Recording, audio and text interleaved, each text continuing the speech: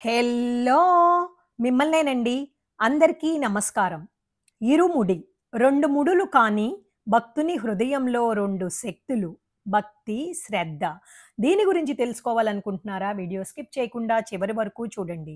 ఒక ముడిలో నెయ్యి, కొబ్బరికాయ, మరొక ముడిలో యాత్ర, అవసరాలు. ఇవి 2 కలిసినప్పుడే భక్తుడు పూర్తి అవుతాడు. ఈ 2 ముడుల్ని ఓంకార త్రాడుతో బిగిస్తారు. ఎందుకంటే భక్తి, శ్రద్ధలు ఉన్న చోట ఓంకారం నిండుతూనే ఉంటుంది. కొబ్బరికాయలో నెయ్యి పూయడం అయ్యప్ప స్వామి అభిషేకం. అభిషేకం అయ్యాక ఆ కొబ్బరికాయను అగ్నికి అర్పించటం. శరీరం అనే పాత్రలోని ప్రాణాన్ని దైవానికి పూర్తిగా సమర్పించిన సంకేతం. మన ప్రాణాన్ని స్వామికి అర్పించిన సమర్పణ.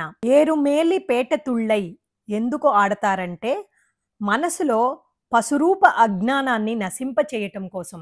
స్వామి దింటిక తోంతోం అన్న పేట తుళ్ళై భక్తి పరవశం. ఇరుముడి కట్టిన తరువాత ఇంటికి వెళ్ళకపోవడం అంటే రక్షణను గ్రామదేవతకు అప్పగించిన సంకేతం.